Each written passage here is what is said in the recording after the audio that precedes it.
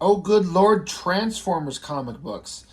I cannot begin to tell you or begin to explain what the Transformers mean to me as a child of the 80s. They were the coolest things on the face of the planet. I grew up watching the original animated show, and one of my, not my first, but my first most memorable movie going experience was the Transformers animated movie. What was it, 86? I think it is. Which was just an incredible experience. I went with my older brother. We were both big fans. We had all kinds of toys, which I still have several of to this day, those original toys that I had.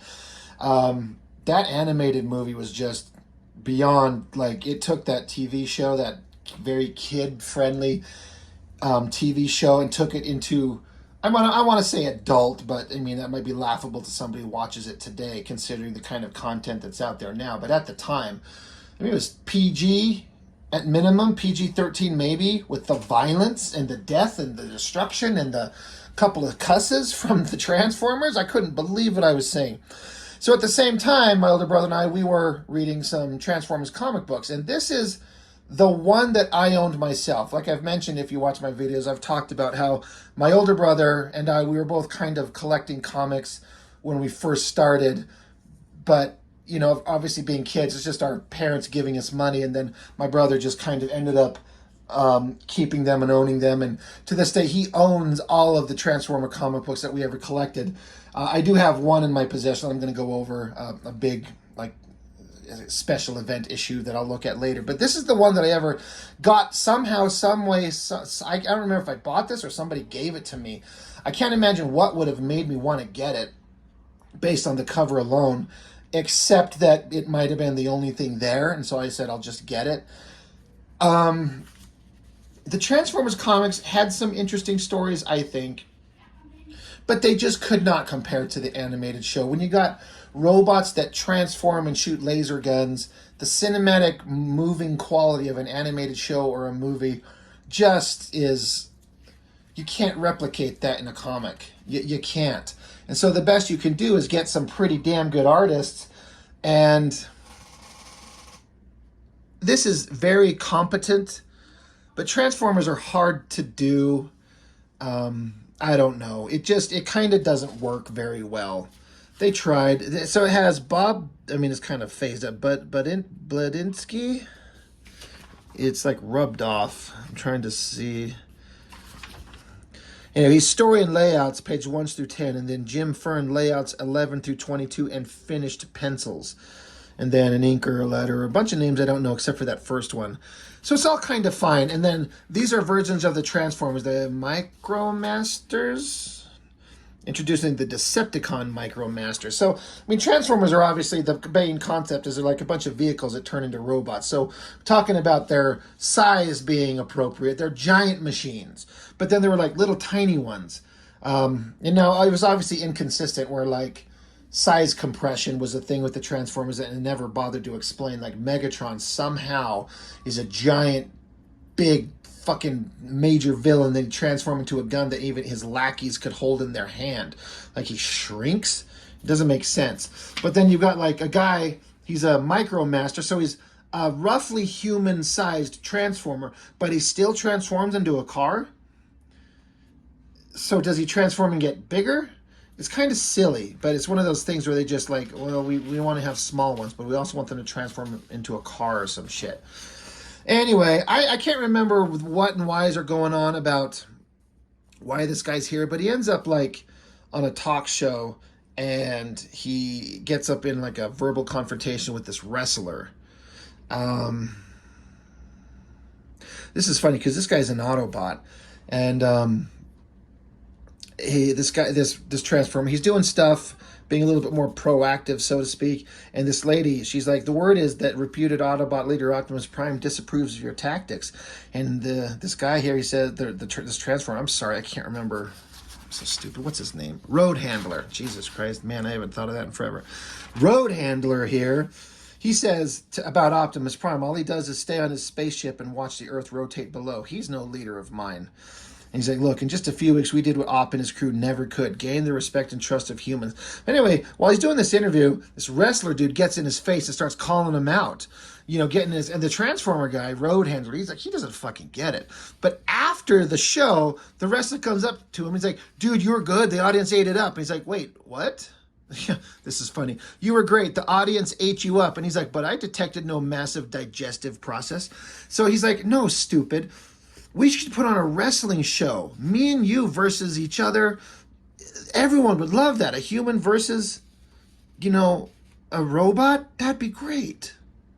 So, kind of interesting. And another thing that's hard to show is the robots transforming. So yeah, they're cars, but then they turn into like slightly taller than humans.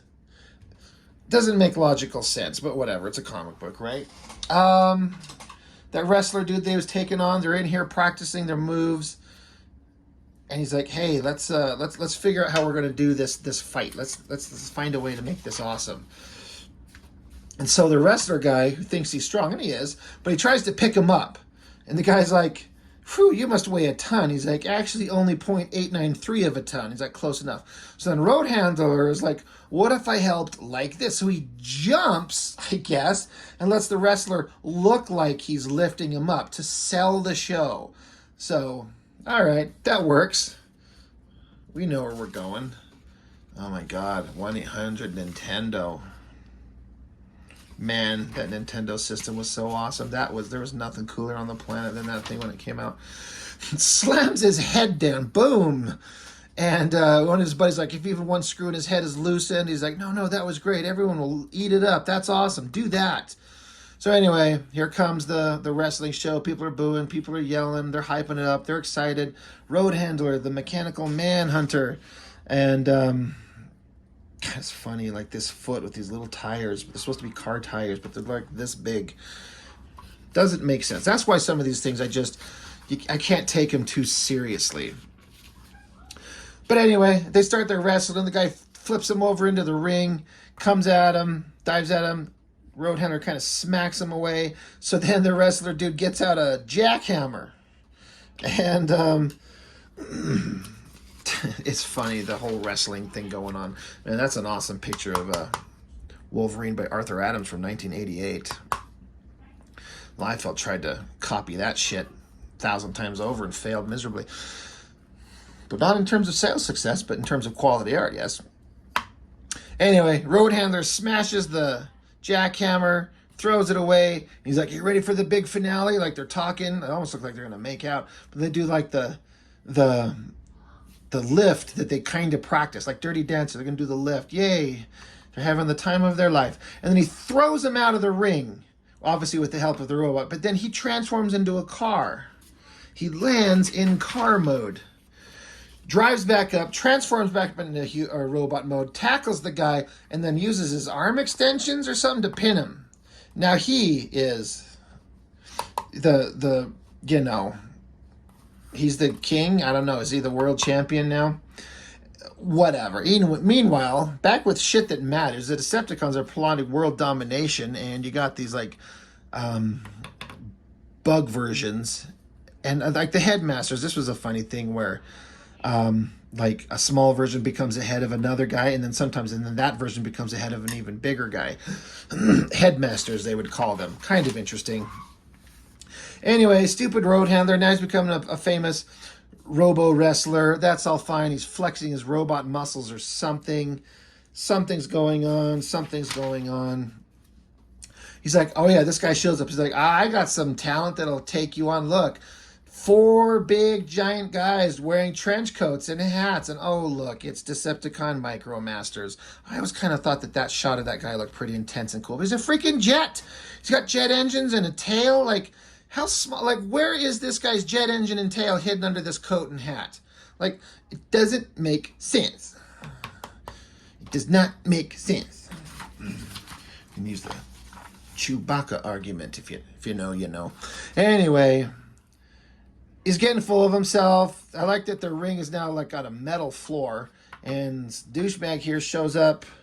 Stormcloud is his name. And now they're going to fight. And just that you could kind of see where this is going. It's child type stories here. They're kind of silly. You can't take it too serious. This expression on his face, it's kind of a intense expression. Kind of dug it.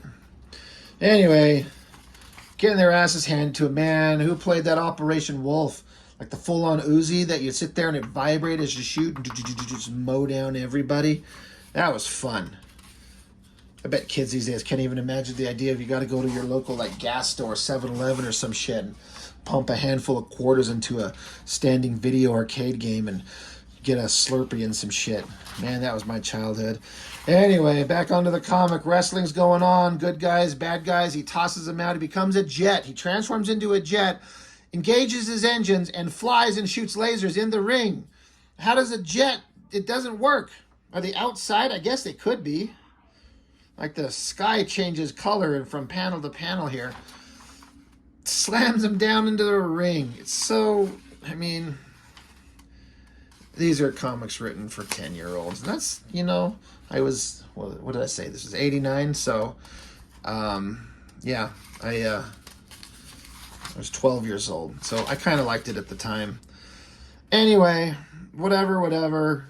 He learns a lesson. Fame and fortune in human world is not awesome. I shouldn't be a wrestler.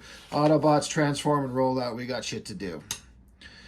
What a weird random issue in the run. What issue is this? I didn't say. Is issue 55.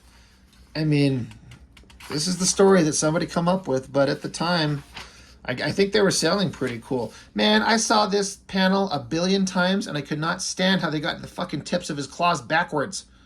That is wrong. Stupid. Anyway. Transformers, number 55. From, I did say 89, right? Yeah, August of 89. Kind of silly fun. I had it in my pile, and I look at all this other fancy shit, and I figured I'd get at one of these little ridiculous ones. You know, it's part of my childhood, and it's fun. But that's all I got to say about it, because there's not much to it. So, that's all, and thank you for watching, and I'll see you next time.